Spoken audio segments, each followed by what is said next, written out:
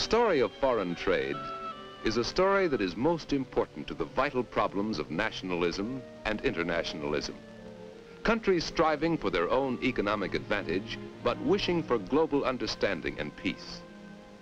For centuries, foreign trade has been the subject of arguments, articles, books, speeches. Foreign trade is the key to prosperity. Free trade will bring on a Great Depression. A high tariff policy will lead to war. We must protect our standard of living from the competition of cheap foreign labor. Sometimes in this great, rich country of ours, it must seem we can build anything, that we can grow anything, that we have everything. We feel powerful, prosperous. We feel we can trade with the whole world or not, as we wish. But is trade, two-way trade, important to our nation and to the entire world? Well, let's look at the world.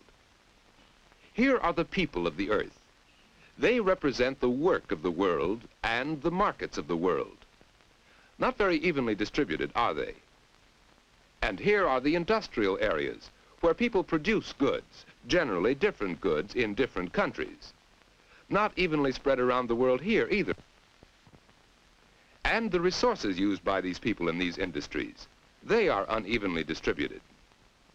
So as the world of nations becomes more interdependent, across the trade lanes move certain goods from the countries producing more than they can use to other countries whose people want and need these things. And don't forget the so-called invisibles, the investments and services, such as insurance, shipping, and travel, which also can be considered as exports and imports. All right, is foreign trade as simple as that? Well, let's see. Let's take one example. When one factory exports tractors to Brazil. In the office of the export manager, perhaps we can see what makes foreign trade different from domestic trade, the rather free, unhampered trade within our borders. In the morning mail is an order from a company in Brazil, South America, for tractors.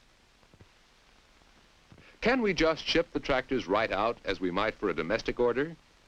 No. There are government barriers to international trade. Here's one, the import license, an import control of the Brazilian government. Let's see about these controls. Brazil and many other nations control the foreign spending of their people. If the people continually sent out more funds than came in, their country might lose its monetary reserves. So the government encourages home consumption and discourages use of certain foreign goods. The government may, in effect, put up a wall of controls to limit foreign spending. Through import licensing, the government restricts the importing of certain items. For example, the Brazilian government issues a license for the import of tractors only when it considers tractors essential to its economy. Another form of control, an indirect control, is the tariff, a special tax. Often, the government charges a tariff or duty on imported goods. This makes foreign goods more expensive, discouraging some imports, and may also provide revenue for the government. A third government control is exchange control. The Brazilian government approved the use of dollars to pay for tractors, and dollars earned by Brazilians must be sold to the government. So import licensing, tariffs, and exchange control are three of the many ways a government limits its imports.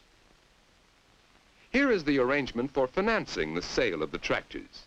In this case, a bank letter of credit by which the factory can be paid in dollars. How does this international payment work? You see, the Brazilian buyer must pay in cruzeiros to his bank for a letter of credit in dollars at the prevailing rate of exchange. Through the transfer of exchange by the banks, the United States factory can be paid in dollars when the importer in Brazil has only cruzeiros to spend. Now, what do we need to export these tractors? Besides the invoices and other documents specified in the shipping instructions, there may have to be an export license by which our government may control the amount and destination of certain goods that leave this country, and an export declaration for the statistical records of our government. And so we've seen some of the controls by governments over the exports which leave the country and over the imports which come into the country.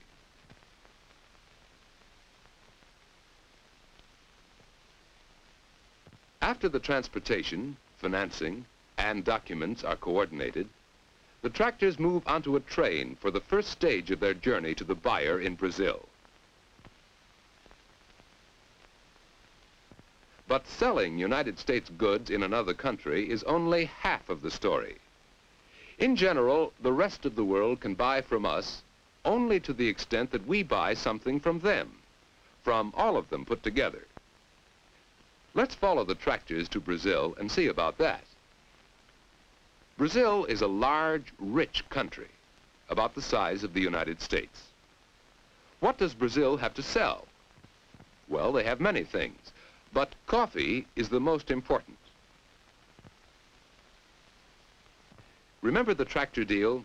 Cruzeiros to the Brazilian bank, letter of credit to the U.S., payable in dollars in the U.S. for the tractors.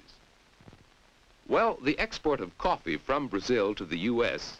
works just the other way around. Dollars to a U.S. bank, letter of credit to Brazil, which is turned into cruzeiros to pay for the coffee. This is an example of bilateral trade, almost in effect trading tractors for coffee. But it takes both sides of the story to make the whole thing work. In multilateral trade, more than two countries are involved. In a simple example, U.S. tractors might go to Brazil, the Brazilian coffee to England, and English textiles to the U.S. Foreign exchange, representing money, goes the other way, and the balance of trade is accomplished on a triangular base.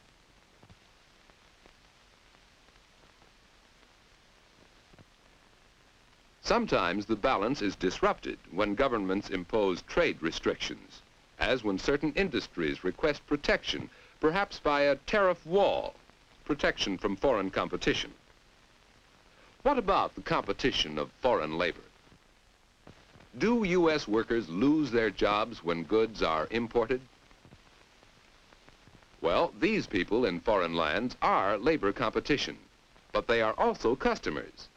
For example, with this electric traveling crane, British workers may produce competitive goods, but perhaps parts of the crane were made in the U.S. Other countries buy from the U.S. more than 1/3 of our machine tools, more than 1/3 of our baled cotton, and a good share of our milk, wheat, petroleum. Other countries buy these things from us, making jobs for U.S. workers. In today's world, there are many restrictions on foreign trade and many reasons for them. But the unequal distribution of people, industry, and resources tends to make world trade necessary. Raw materials, goods, and services move from nation to nation, meeting demands and raising the standard of living of everyone. From other countries come such things as asphalt for our roads, fertilizer for our farm crops, leather for our shoes. We may regard this tractor as a product of the United States, but parts of it came from at least half a dozen other countries. Investigate for yourself and see what you can find. What would the tractor be without foreign trade? Without tin, rubber, manganese?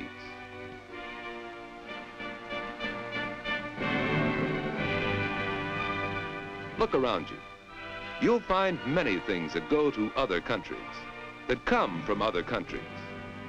Yes, look around you, and you'll find the importance of foreign trade.